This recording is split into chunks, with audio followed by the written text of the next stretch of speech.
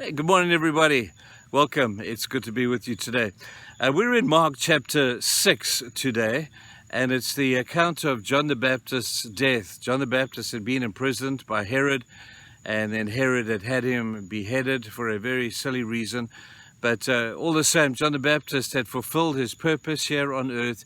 He had been the forerunner of Christ. He had been faithful in the message that he had brought, and now the end of his journey had come, albeit in a very barbaric and a sad way. The disciples came to Jesus and they reported what had happened to Jesus. And I want to take you to the Matthew account of the same event today because it adds just an extra detail. This is what it says. When Jesus heard what had happened, that John had been beheaded, he withdrew by boat privately to a solitary place.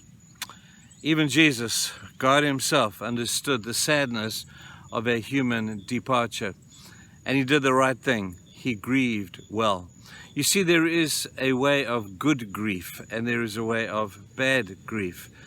Jesus grieved well, even though he knew better about the issue of death. He knew that John had not died in the real sense, but only his body had been killed. And Jesus understood all of those beautiful truths, and yet he still found the need to grieve. And so he again withdrew to a solitary place. I want to tell you that's a good thing to do. This is good grief. And we need to grieve well, not just over the loss of a loved one or a friend. We need to grieve well over the issue of maybe there's been a divorce, or maybe there's a brokenness in a relationship. Maybe the business has gone under. And grief is not just reserved for times of death. Obviously, that is the big one. But there are other things that we grieve over.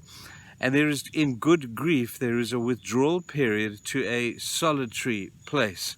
And I wonder what Jesus did in that solitary place. He wasn't there very long, but in the solitary place, he would have been able to reflect on the life of the one he had loved.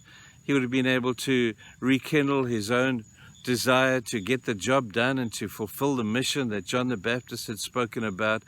And Jesus, I'm sure, would have reminisced with a sense of deep meaning and deep purpose at the passing of this person that was so close to him. And so I want to suggest to you today that in your grieving times, that this withdrawing to a solitary place, just to be quiet and just to be able to contemplate a few things, these grieving times can actually be turning around in your life to be a very meaningful time. But you'll notice that Jesus grieved for a period of time. And we are all human beings. We all have different needs, and some of us will grieve in a sense for maybe longer than others in this initial stage of grief, as all these thoughts of sometimes anger and confusion go through our minds, and we need time to process those things. But we don't do that without processing the thought, and I'm not being unsympathetic here, please get me this, but we grieve with an end in mind. And the end in mind is to know that one day we'll be back in the fight again. We grieve now knowing that in time, as the passage goes on to say here, when Jesus landed on the other side, he saw the large crowd and he had compassion on them and he healed their sick. Jesus got back in the saddle again after grieving. He got back and he wanted to complete the mission that he had been called to do. Now it's this length of time in a solitary place that is the only variable here. But the beauty of the hope of just knowing that one day I will get back in the saddle. One day I will pick myself up out of this grieving situation if I grieve well. If your grief is prolonged for any reason that it may need to be longer, that's okay. That's okay. But we don't grieve, as Paul says, without a hope for eternity and without a hope that one day, even here on earth, we will get back up.